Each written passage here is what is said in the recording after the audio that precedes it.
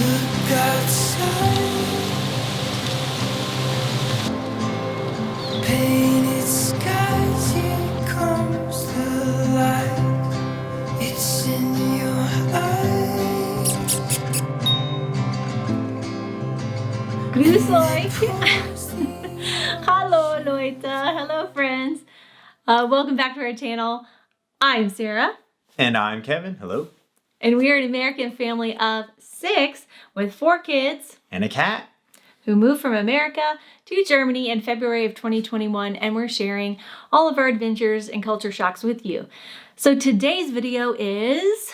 Grundschule, elementary school. Yeah, like our shocks, our adjustments, the big adjustments we had to make. Yeah, well, I mean, Differences. Yeah, well, I mean, we had a video long time ago, one of the first that we did when we moved here. And so we just want to do a bit of a follow-up now that we're a little savvier about how to handle things. We knew nothing then. And you know, now that we have a little bit more experience of having 2 school years now that we've started back to school. So just wanted to share again, you know, the things that we're struggling with, things that are going well, you know, and just let you know how it's going for our kids in Grundschule. So the past 3 weeks, we've been talking about our big cultural shocks when it comes to life in Germany and then also school. The past 2 weeks, we've talked about kindergarten. So make sure to check out those 2 videos. We'll leave it in the description box below because our daughter Ella, who is 5, has been going to German kindergarten. And that's also been a big adjustment.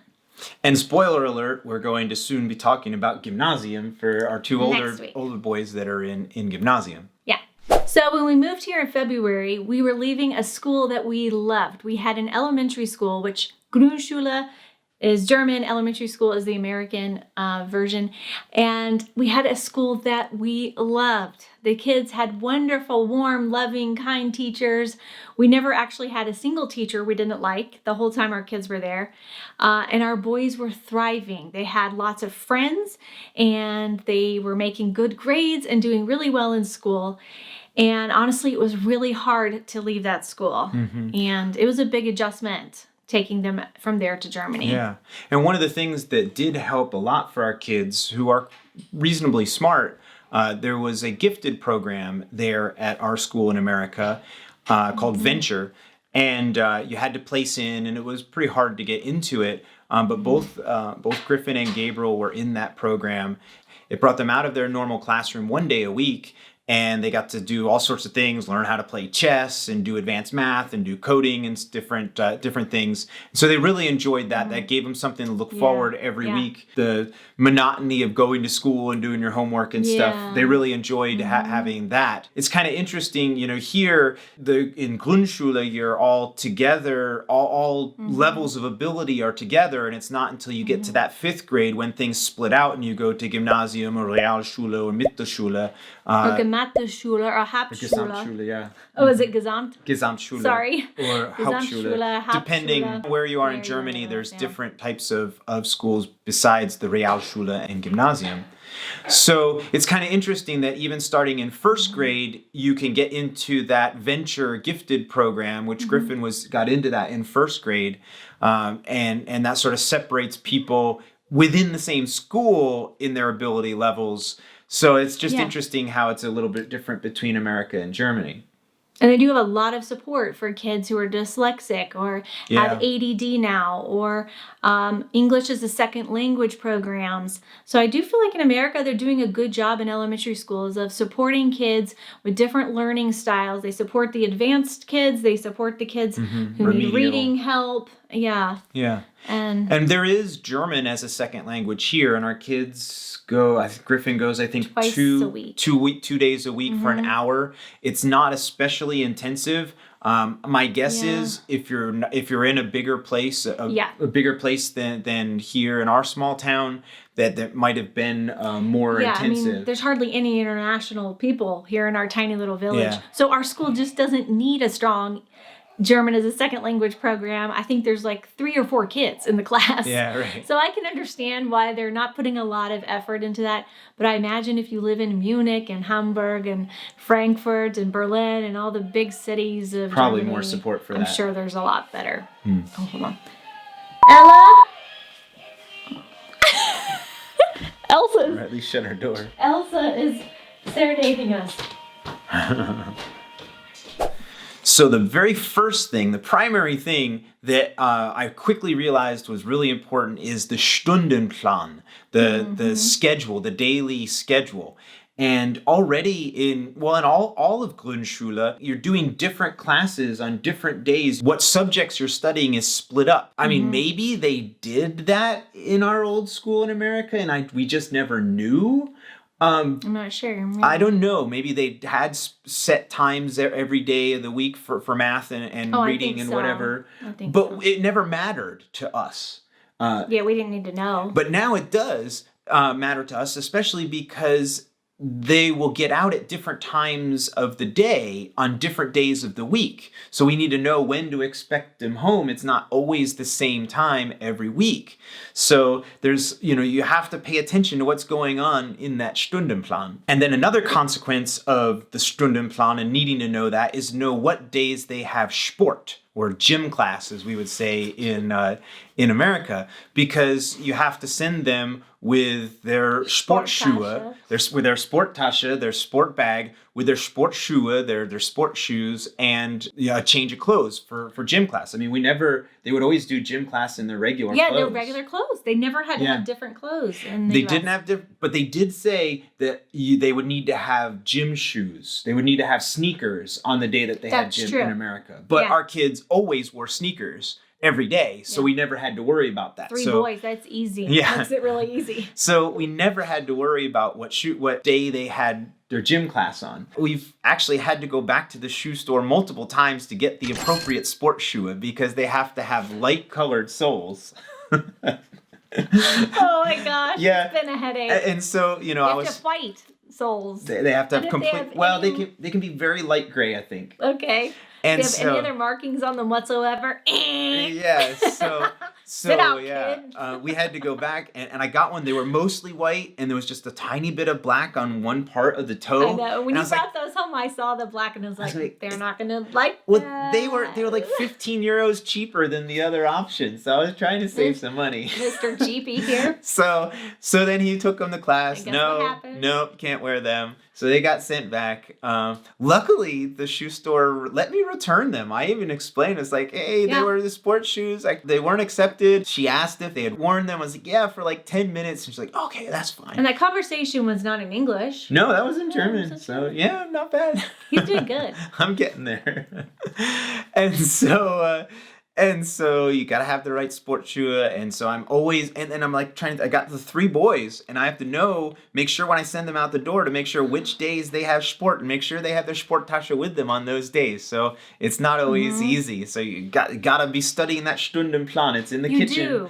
It's in the kitchen, right there where I can go and get it every day. And we learned the hard way. So early on, we didn't know that they needed knit shorts or like gym actual shorts. We thought couldn't have a pocket in them or anything. Yeah, like they were very specific about the kind of shorts. And we didn't even know that they wanted these specific type of shorts, like their actual sports shorts, And Griffin went to school. He came home crying so hard. It was awful. And he said, I had to sit out for 2 hours. And they gave him math worksheets to do. He had to sit out from gym class and do math worksheets because he didn't have the right clothes because I didn't know to send him with them. Yeah, we didn't know. No. And he had on shorts, but they were jean shorts. And we thought, the sports teacher could have been a little more lenient. Okay, this is a foreigner. He just moved here. He doesn't know anything. And you don't punish him. Like, it was not even the kid's fault. He's 8 years old. How does he was actually maybe 7 at the time. I mean, it was just like, that experience I didn't like. I thought they could have handled it a lot more nicely. Yeah. Yeah, it was 2 class periods of sport that he had to sit out of just because he had on the wrong shorts. I mean, I thought that was a little much. But I'm sure it's different at different schools with different teachers all over the country. So just depends on which teacher you get. So one thing about the Stundenplan I still haven't figured out yet is how the religion class goes. Because you can choose to do Protestant religion, Catholic religion, or ethics. In Bavaria. Yeah. I don't know. Is that, I guess... Yeah, it's different all over the country. Is it different every places? Okay. Yeah. So those are the choices you have here. And yet it seems like they do it on different days. I still haven't quite figured it out. Both of our kids in the Grundschule have been sent home early from school on the days that there's religion class because it wasn't their type of religion. Griffin's doing ethics and Grayson's doing the Catholic. And so I still haven't quite figured that out of how that works, because there's both last year and this year the kids have gotten sent home early sometimes because of their religion class didn't match like up. Like at 11:10 early, like yeah, early. Yeah, like at 11:10, right. Which is nice. They like that. Sure, it's always appreciated to come home from school early. And I mean, one of the biggest differences that we experienced right away was that kids walk themselves back and forth to school. If you live within about 1 kilometer of the school, you can walk yourself to school. And we've talked about that in our previous video, you know, how our kids are doing in German school. And it was like a huge cultural difference for us because, you know, we had to teach our kids how to walk on the street, and they had to learn what the road signs mean and where the intersections are and how to go through a traffic circle. And, you know, it was a big deal to make sure our kids would be safe and not get hurt by a car. And then when it comes to the Stundenplan, the kids will just show up at the door, and I'm like, oh, hi. And oh, that's right. They got out earlier today. Yeah. And it's so just laid back. Like in the U.S., I always knew. Yeah. They're never, ever, ever going to leave school early. They always come home at 3 o'clock. Yeah. And if there was some reason why they would leave early, they would need the parent to be there or something. They wouldn't just release the kid to go out the door. Kids are never released out the door. No, never. It would be like you'd be on the news, that school would be like condemned or something. I mean, no, that doesn't happen. But kids can't, freely go from their house to the school in the U.S. It's too far away. So it's just so interesting how, they just send the 8-year-old out, Go on home. A 7-year-old, bye. And then they're at your door. It took me a while to get used to that. I'm like, oh, hi, you're home. Wait a minute, what's going on today? What's in your Stundenplan? So yeah, it was really weird difference. But the kids do like that you can go back and forth on your own. However, carrying a really heavy book bag back and forth is not something they like. And they do come home with red marks on their shoulders and hurt backs. And I have made sure to get them book bags that buckle and are, good German book bags. And it's still too heavy for them. So we've started to get them rolling backpacks. But it's strange because kids don't really have them, they're... And do you see them walking around town? They walk like this. They're like, they look like, the mules. Giant backpacks. The book bags are, I noticed the kids as they walk by the house, and, they look strange. They're bent over and they've got their book bags look bigger than they are, So I know some that have rolling backpacks. I've started to see it more and more. But, that's the other thing. The reason they bring so much stuff home and bring so much stuff to school is because they don't leave things in a desk. And in the U.S., the kids would have their own desks, and they could put all of their books, their crayons, their pencils, everything inside the desk. And then they just have to bring home what they need to do for homework. Yes. So it was very lightweight. They didn't have much in elementary school. Now it gets more as they get to middle and high schools and in the older grades. So that's a little bit of a drawback. I wish that they didn't have to carry so much back and forth to school. And I even see parents more and more, some of our neighbors will drive the kids back and forth because the kids complain about their backs hurting and it being... So I don't know if kids now carry more than they did back in the old days. They're just not as strong as used to be back in the day. Yeah, that's right. Kids nowadays, they don't know nothing. Weak. When I was a kid, I had to walk up the hill both ways in the middle of the snow and... Them old people. That's what they always say. Anyway, so the second big adjustment for us was the neatness in handwriting. So we did mention handwriting in our Culture Shocks in Germany video, which is linked in the description box below. What we had talked about is how they're much more strict here when it comes to neat and clean handwriting in elementary school. It's become very lax in the U.S. Back when our parents were in school, they were very strict about handwriting. They were very strict about cursive. I know when I was a kid, they were kind of like, you need to have nice, handwriting, and it was... I remember that the handwriting is the only class I ever got a C in when I was in elementary school. Oh. Yeah. And I didn't have a handwriting class in school. I'm older than her. I'm younger. Yeah, so handwriting has become kind of lax in the US, and probably because everyone does this and this, right? So I think they just sort of figure handwriting's not a big deal anymore. So I do like in Germany that there's more of a focus on handwriting. I think that's still important. There's a lot of research between hand and brain connection and how you learn better when you're writing something down as opposed to typing it. So I think there's still a good reason to learn handwriting. As they say, if it comes in here and comes out there, it has to pass through your brain to get there. So. Okay, there we go. He is a professor, so he would know. So at least at our Grundschule, they start to learn cursive in the first grade. For our kids, none of them started in first grade. They started at second, fourth, and fifth. So all of them had missed the German cursive writing classes. And of course, you guys are mostly German who watch our videos, and so you know English, and you know that some of your cursive letters are different than how we do cursive in the US. So they've had to learn the new way to write, like T, for example, is written differently in cursive, and G's. And so I had to get them cursive books. I just got them from Amazon for like €8, and they thought they were kind of fun. It was like a writing, coloring experience for them. All three of the boys have said that the cursive writing book has helped them a lot in class, and they're really glad they had those books. So in the US, what we were finding is that if a teacher wants to teach cursive writing, they do it in the third grade, but many of them weren't doing it. Some of them who are more older or more old-fashioned were doing it. So it just depended on the teacher you were getting. That was just at our school, though. I can't speak for the entire country. I have really no idea. Right. But I just know that cursive and handwriting is not really a big deal. But that took us a little while to get used to, because our two kids that have had a rather strict teacher would come home with all these notes like, it must be neater. Their handwriting is terrible. You need to work with them on their handwriting, So at first we were like, okay, sorry.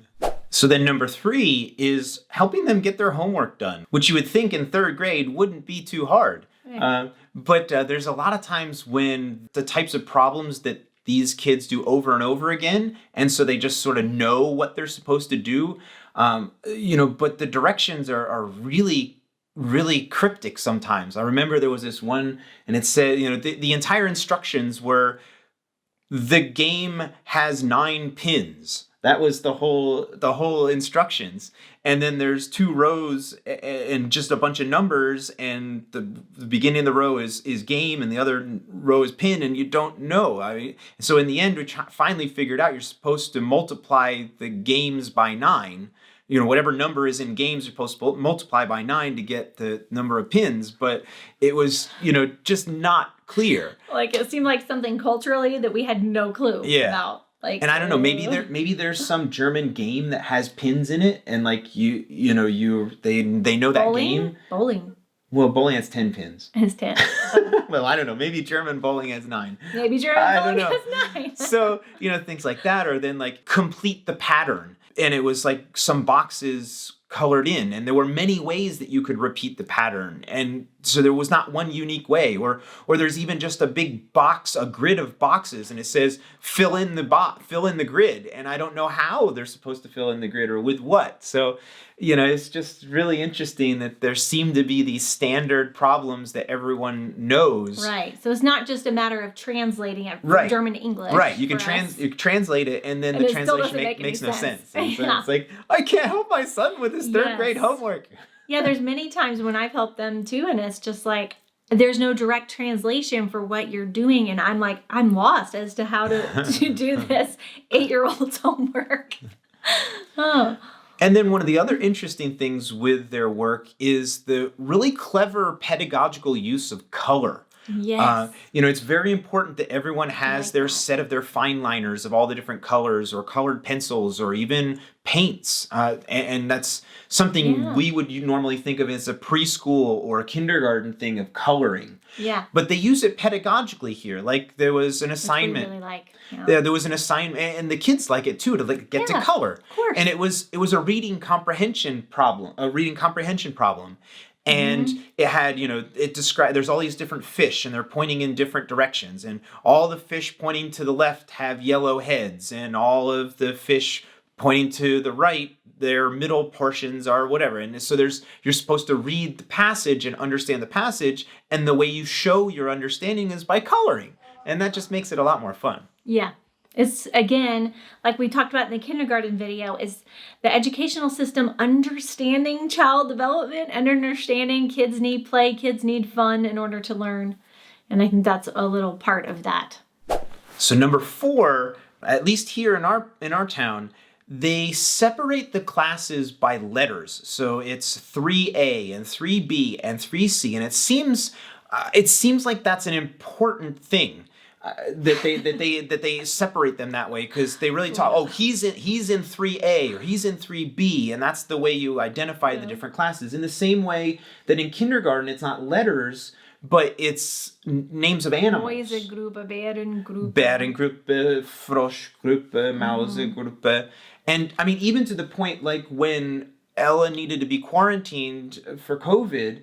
The Gesundheitsamt, the health department called, and they're asking, okay, which school is she in, and which group is she in? Is it which group is she in? And so like the groups, and they were even mentioning animals or something.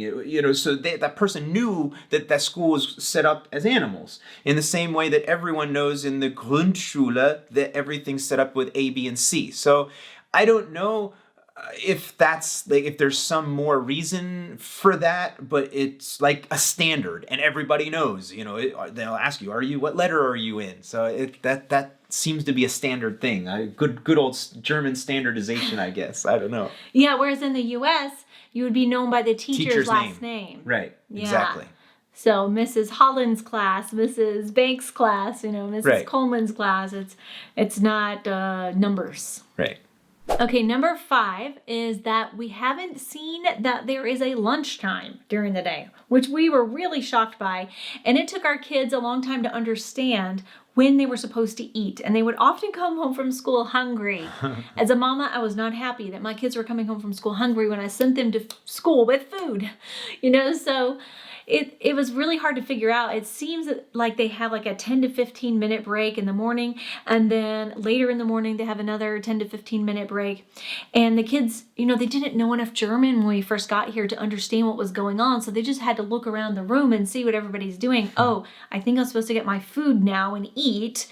And they didn't understand, it's a very short amount of time, so you better eat really fast. You better scarf that food down. Which in the U.S., lunchtime is only 20 to 30 minutes, and kids also really? say... Is it that short? Yeah. I thought it was longer. Yeah, it is that short. But they do go to the cafeteria and they sit down there. Yes, they sit down at a cafeteria, and our Grundschule has no cafeteria that we know of, and we don't know if this is only because of COVID that they're not going to cafeteria, but in the U.S., they have an entire lunch and breakfast program for children who can't afford, to eat their own breakfast or lunch or pay for the breakfast and lunch at the school. So they do provide a program for the poor, and I think that's, really good because they've recognized children can't learn if they're hungry. So I'm really curious here in Germany. I know that you take good care of your poor here. So what do you do at school for the kids who are too poor to be able to bring their own food to school? How are they getting fed? Well, I guess the point is that they'll get assistance. They'll have enough assistance at home that they will have food at home, because the social net here will make sure that the parents are supplied with the Kindergeld, for example. There's always... Yes, that's true. So they just make sure that the food is always... that the family has enough to live on. Where in America, that's not always guaranteed that the family has enough to live on. And they know that the children must be in school, so they make sure that they deliver the food at school, because they can't be certain that there's any food at home. Yeah, so that makes sense that they're covered by their safety net maybe, and it's just expected that you're able to provide food. But some families are neglectful, and there's a lot of trauma and chaos, and they forget to send their kid to school with any food. So I'm curious. And so is it like that across Germany? Do you have schools no Grundschules have no lunch periods and no cafeterias? Because, that's a classic in the U.S. There's whole movies made about... Food fight! Yes. About lunchtime. Yeah, right. Like lunchtime is a big part of school for some reason. Yeah. It's kind of funny.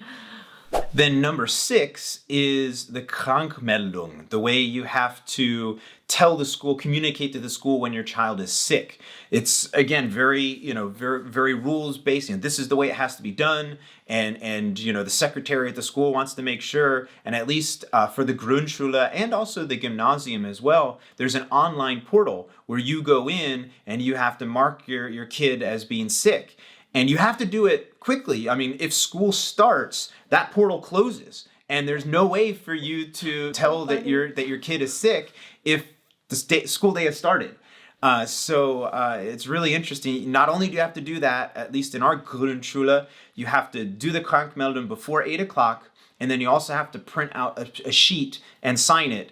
And send back this written Entschuldigung, the written excuse. The secretary will follow, she'll send email after email if you don't do, signing up before school starts and then sending in the written excuse. So they're very particular about that. And some similarities between how Germany does it and the U.S. does it is that both places, at least the school we were at in the U.S., you could be absent for 3 days, and then after that, you had to get a doctor's note to be absent more than 3 days, which is fair and reasonable. And same in, Germany, it's 1 day shorter. You can be absent for 2 days, and then if you're absent on the 3rd day, you got to go to the doctor. Get a doctor's note. Yeah. So thankfully, going Similar. to the doctor here is super easy, and we live in a small town, so it's just like we can walk There's to just him. one. Yeah. There's just one Just Kinderarzt one. in the whole town. Yes, there really is only one. So he's nice. The whole staff is nice. We've had a great experience with our Kinderarzt. Everyone in the town recommends him and loves him. So thankfully, our one doctor is a good one. So it's easy to get over there and make an appointment and all that. So then number 7 is field trips. We did have our kids do field trips in America, but it seems like they're more frequent here and maybe even a little less, I don't know. It was like a big deal. You would get this, in America, you get this letter that came home and it explained this stuff and you have to sign away that they're going to go on this field trip. And You have to often pay for it. And you have to pay for it And often. I always wondered about the kids who couldn't afford to pay for it. Yeah, how they get to go. But I don't think that would be horrible if they left them at the school and took the kids who could pay for it. I don't think I so. don't think that's happening. No, I don't think I'm so sure the either. school is covering it. And a lot of times they'll do things here that are free. I got an email from the teacher like, hey, the weather next Wednesday, maybe it's even on Monday, said the weather on Wednesday is going to be really great. So we're going to go for a Wandertag, a hiking day. And so they just went off and went on a hike and got a good. Griffin was like, we went for 5 kilometers. It was so far. So Oh my tired. gosh. So Good it's for good. him. Yeah, it's good for him to get some exercise in there. But last year he went to the Bauernhof to a farm. And Ella has too in Ella kindergarten. went in kindergarten to the Bauernhof too. They've been to the Schwimmbad. And yes, they go to the Schwimmbad. That one I think we did have to pay a few euros to get in. Yeah, like €7, I think. Yeah, something like that. And then they're gonna go next month to go ice skating. Yeah. They're gonna go ice skating, and so Griffin actually just started hockey. So he plays with a hockey team. So that's right up his alley. Verein. Yeah, Yeah. hockey Verein. And so that's great that he's going to get to go ice skating. So they seem to organize a fair amount of field trips and do like activities, physical things, Yes. more than just, Like to the go US. to a zoo or, Yes. or go to a museum, which is great, but Yeah, it's nice nothing wrong to with be it. out and active and do sort of physical things too. And to do things like the Wandertag and going hiking is very laid back, and the kids can just be kids and Run around it's the more woods. it's just more relaxing, I suppose, than always going to, like in the U.S., they would take them to the aquarium or to the zoo, which again, the kids loved it and they Sure. thought it was great, and there's nothing wrong with it, but It's just different. yeah, it's nice to also do free things too. Yeah, so Why not? they just walk out of the school and go for a hike, Yes, it's just so laid back. So in general, we loved our school in the U.S. We did think they were getting a good education and were enjoying their education. There was a lot of fun things going on in the classrooms at the kids' old school. They had a lot of friends. It was a warm, cozy. It felt like a warm, cozy club. I don't know. I loved that school, and I It did have a still miss warmer it. atmosphere, and here it's more business. Yes. It's let's get down to business here. Yeah. And I miss our warm, cozy family atmosphere of our old elementary school. The thing that's going to be good is that Ella will go through all of Grundschule from the beginning, and we'll have done German kindergarten. So by then, it'll be easy for us. We'll know what to expect. It won't be shocks anymore. And she'll speak perfect German, and not perfect, but 7-year-old German, whatever that is. She did teach you Kaugummi the other day. I know! Ella kept asking me, she said, Mommy, I want Kaugummi. And I was like, Kaugummi? Like, what is that? Like, gummies that are made that look like cows? Like, and then like there's Gummistiefel, you know, rain boots. And I was like, are these some type of shoe? Is it a gummi, you know, a rubber? I could not figure out what that meant. And then I looked at the packet of gum we have in the kitchen and it says Kaugummi. I'd never noticed that. And I don't know how Ella knows that. But she's already learning more German than we are. So, and I think also COVID has had a big kink in the fun we could have been having in Grundschule, because I do know that there was a lot more parent involvement in our school before COVID. Parents would hang out there more. They had a parent organization, which they have that in the US too. And I have heard that parents were allowed to come and help in the classroom with different things. And so I'm looking forward to that. I hope that we can start to do that, because it would be nice to be there and see what's going on and get more of an idea of, you know, how things are done here from our perspective, so we can sort of see it with our own eyes. All right, everybody, thank you so much for watching our video. We appreciate you watching. We appreciate your subscriptions, your likes, your comments, and we hope you have a great rest of your week, and we'll see you next week for Gymnasium. Okay, talk to you later. Cheers. Cheers. Servus, fertig. Wait, viert euch. What do we say, viert euch? I don't know. Viert euch? Grüß euch. No, grüß euch is a greeting. Yeah. I've never heard that, but... Well, they say vierti or viert euch. Right. Yeah. Yeah, that must be goodbye. All right, blah, blah. I'm waiting for you to do the outro. You just always sit there. It's so funny. I'm like, you just sit still. Because I never know when you're going to talk, so I got my game face on. Oh, nice. Okay.